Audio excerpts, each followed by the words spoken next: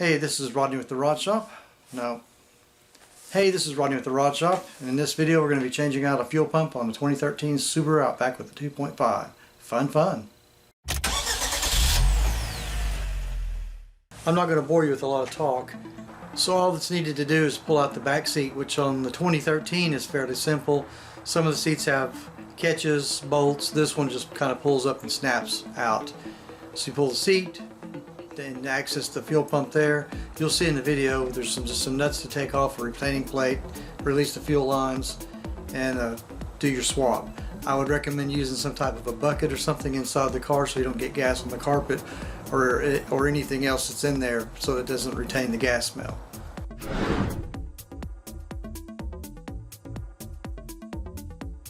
Now before we can pull the fuel pump and filter assembly out of the tank, what we're going to do is we're going to start the car, and while it's running, pull the fuse so it'll drain off the fuel pressure.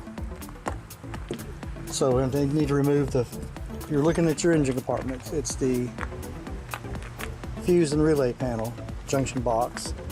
You have to kind of squeeze these two little levers in, pull that off. Then you're going to want to look, usually the way these work is if you just lay this back, then this schematic, this layout of where your fuses and relays are, matches this. But if you're not for sure, see how you have this big gray relay? It's one of the biggest ones on here.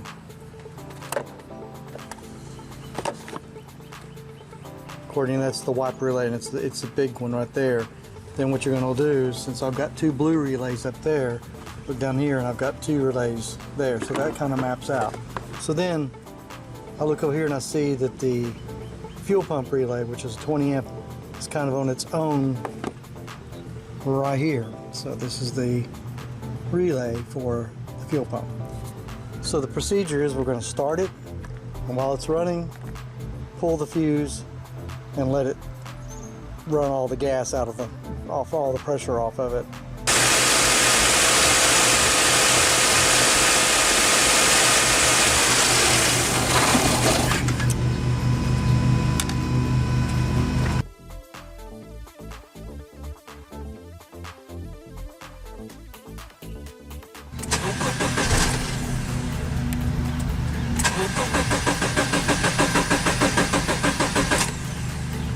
Now we're cranking it to ensure that all the fuel is out of the pump lines.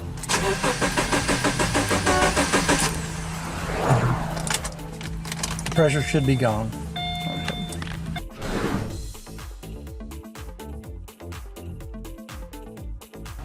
Okay, I'm going to disconnect the battery. The reason being is that way it just eliminates any possibility of any type of spark or ground or anything while you're working around the wires back there around the fuel. You want to get this off here so that the way that ground wire doesn't accidentally reattach while you're back there messing around.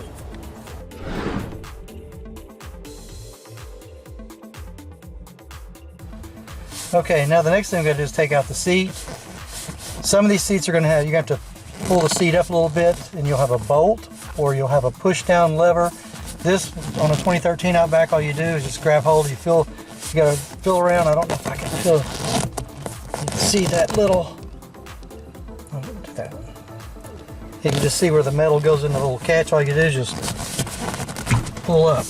It's just a snap. You do that on both sides, and we'll move the seat. In order to get the seat out, you gotta push down and pull forward. There's a hook right here, just on one side, not on both, just hooks right here. There's a hook on the back of the seat that catches this hook right here. And then remove the seat.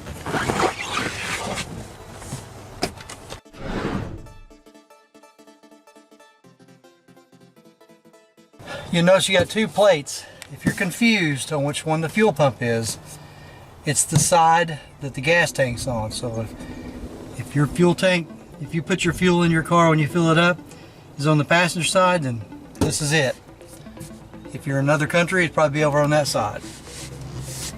And the fuel pump usually has a wire that goes to the top of it. What I normally do is just push this in.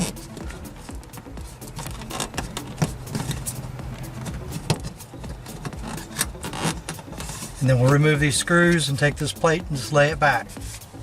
Now I'm going to remove these 4 screws.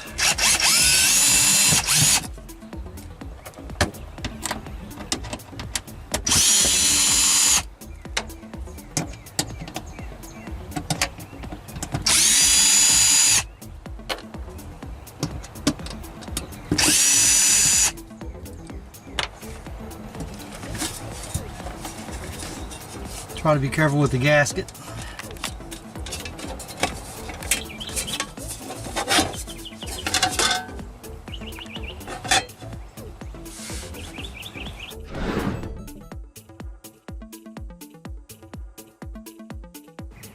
In order to remove the power in the sending unit and electrical and stuff to the fuel pump, you just need to squeeze this tab and kind of work it up.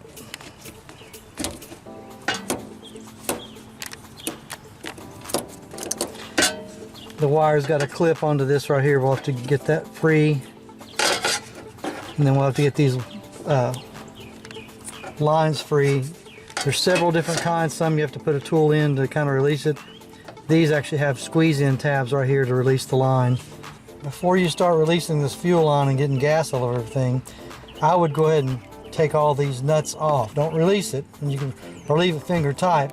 But the reason why I say that is I've seen so many videos where people release all the gas, then come down and start releasing these. They can spark and set it on fire. So to me, it'd be smarter to release these nuts before you release the fuel lines. I mean, I know you got to have it mounted a little bit solid to get the fuel lines off, but at least the initial torque on them so they don't spark. Probably wouldn't happen, but why take a chance? We need to release this wire here. It's got a little retaining clip right here. As you can see, it's got 2 prongs. One on this side and one on this side. We're going to have to squeeze it with the pliers, and that'll release it. Squeeze them in. You don't have to squeeze hard, just squeeze it in a little bit and it releases it. That'll give you the flexibility you need. I didn't really want to rip this, and it's probably different on each one. It depends on how some of these gaskets may be shifted more to the one side or the other, but this one's right over top of where the fuel pump's going to come out.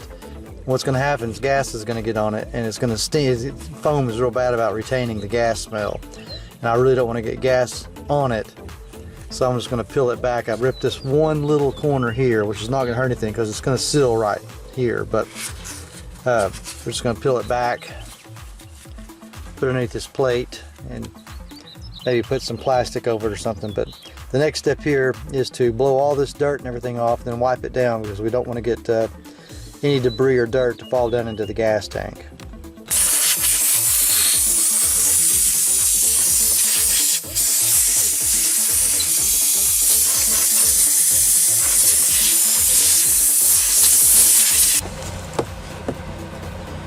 I'm going to go ahead and remove most of the nuts first. I'm going to leave 1 or 2 on, but just finger tight. The reason I'm doing that before I release the gas lines is if gas gets on this and you run any kind of electric tool or any kind of tool for that matter, if you create a spark, you're going to set it on fire. So it'd be better to break them loose first. It takes an 8mm deep well socket.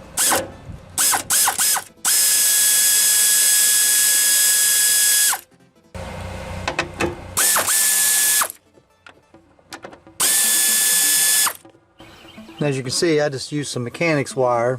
I mean, any kind of string, I mean, whatever you have. Mechanics wire works the best. I just kind of caught it up underneath that little clip for the carpet, ran it up around the wiring and stuff, and just pulled it back to hold it out of my way. Now the next step will be cleaning all this off with some spray, with carburetor cleaner, or any type of solvent, just to wipe it down. And then we'll probably re-blow it again just to make sure all the dust and dirt and debris is not going to fall down in the tank. I've sprayed it with some carburetor cleaner. Now I'm just wiping it down. I sprayed my fuel line connectors pretty good. Now I'm wiping down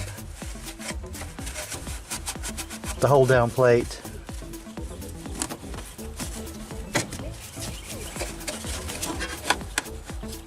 and trying to get around the surrounding area the best I can.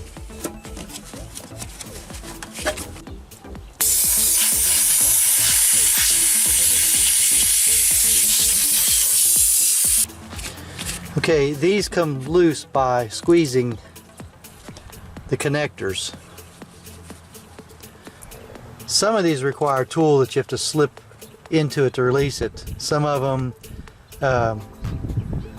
may have a wire clip, I've seen on some of them, but this one here looks like you squeeze these two pieces of plastic in and release it. Okay, I had to use two hands because this line is really stiff to push back. But you can see right here, this is the, everything out of the way here.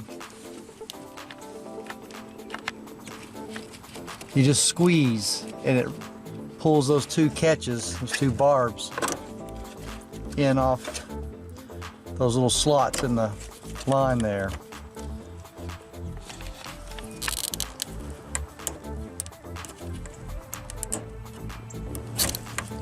So I just squeezed and kind of pushed. Now it just comes taking out this one last nut with a left finger tight, and we'll pull this retaining bracket off. Make note that there's these little rubber tabs that stick up that go into your retaining bracket. Can't see that there, right there's the other one.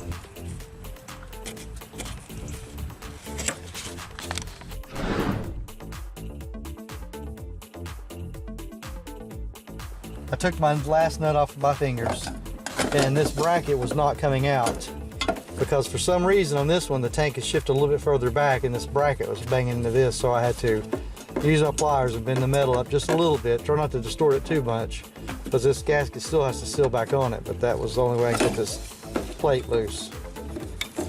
And then to get that out,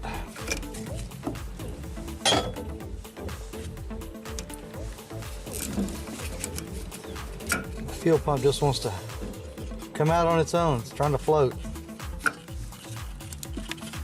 It's best to do this with the tank about half or a quarter.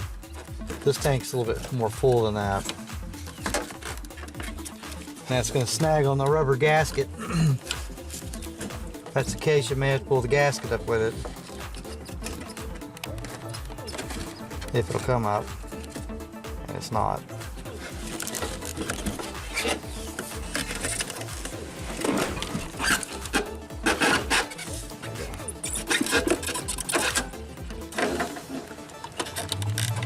And we've got the sending unit.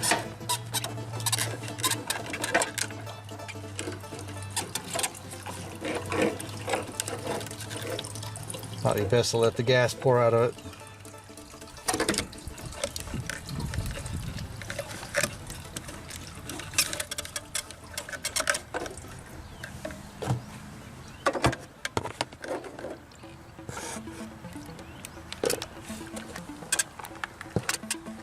Some gas I got in the car. I'm gonna wipe that up and let it air out.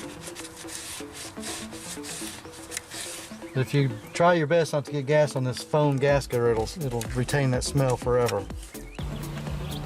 While you have the pump out, just be sure to look down inside the tank, make sure it looks clean, no rust, nothing floating around in there. This one looks really good and clean, so now we'll stick the pump in. I did want to make an important note. Replace the gasket. It just, once you've got the retaining plate and the fuel pump and everything out of the way, you just peel it out. I was going to show that in the video, but for some reason it didn't record. But I mean, it's pretty simple. You got these two little tabs here. You can just grab hold of one of them or get your fingers anywhere and just kind of peel and pull it back, and then put a new gasket in. Usually the fuel pumps or the kits, if it's a fuel pump filter kit, it's all assembled, it's ready to go, and it comes with a new gasket. If not, I'll find the link and put it down in the description for you. But I would recommend putting in a new gasket when you change out the fuel pump.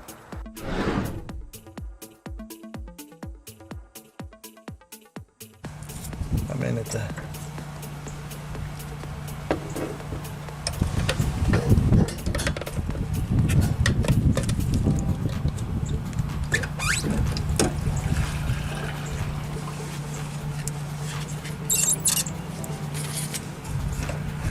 float back to the top.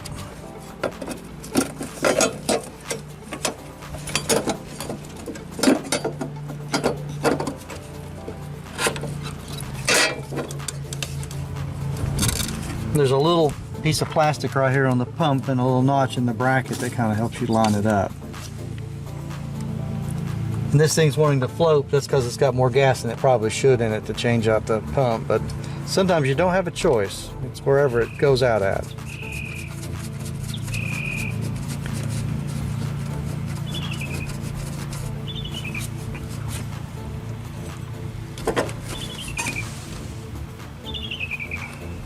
Okay, you'll need to remove these clips for your fuel line. You just kind of put a screwdriver up underneath it, flip it over, come over and get the other side. It's always fun because it's going to want to catch as you kind of rock it back and forth, but there we go. And then you just slide them off and they'll just snap onto the new ones. We'll show that in a second.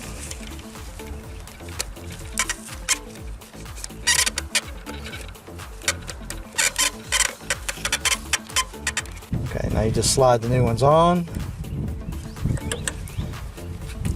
This squeezing part goes to the pump side, so the round ring goes to the outside. It just snaps on.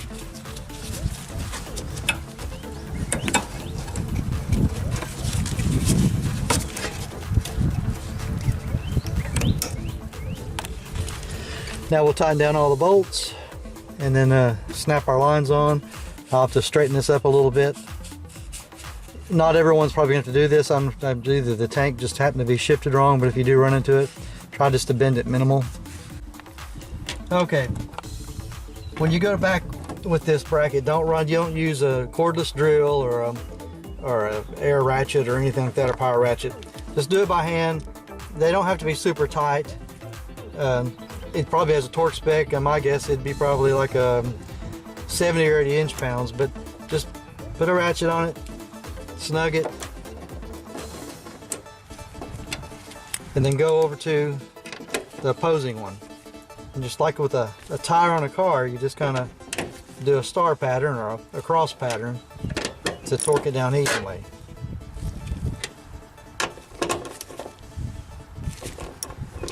And what you're going to do is just go around snugging them until it gets to the point to where it doesn't feel like it's going to tighten anymore. Don't try to force it. They'll feel spongy at first when you're tightening them, and then until it gets kind of solid feeling, and then you're pretty much there on tightening it. Put your fuel lines back on. Make sure it doesn't want to snap off.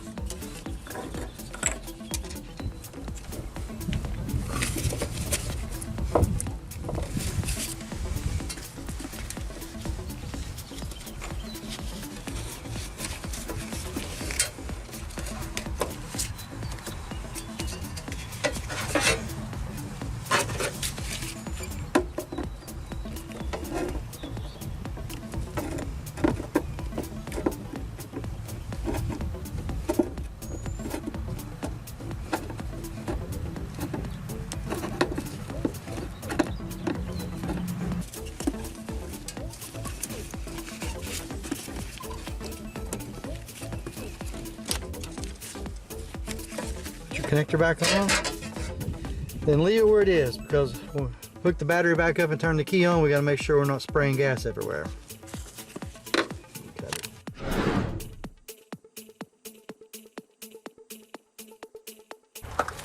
So we're going to hook up the battery. I've already put the cable back on, just tighten it up. Put your fuse back in.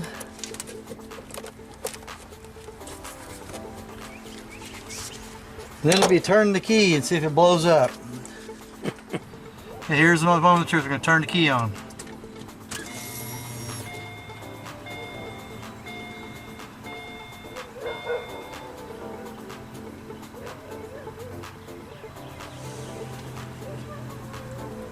No leaks? No leaks. Well, sure is quiet.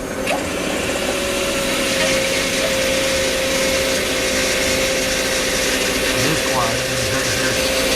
No leaks.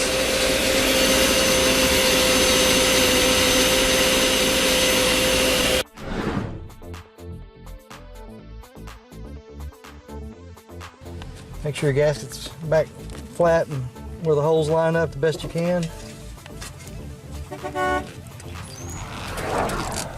I would probably go ahead and get this thing started. Seal started first.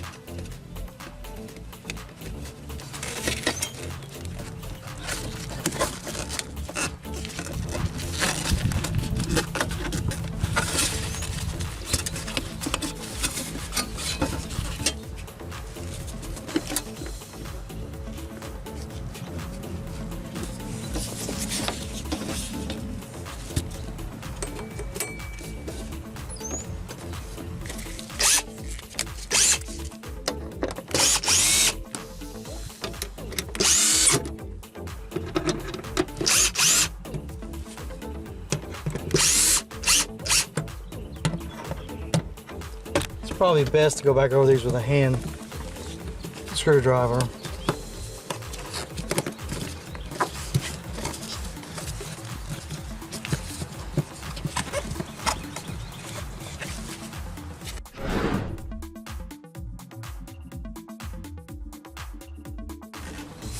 As I pointed out, you've got this hook right here, the back of the seat, and it's going to lip up, it's going to go underneath and lip into this hook right here. And this hook's only on one side, it's not on the other, just this one side. So get your seat positioned.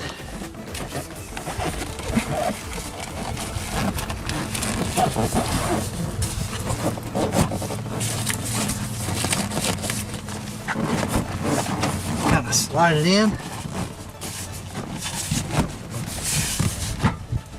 Push down the snaps. And it's in.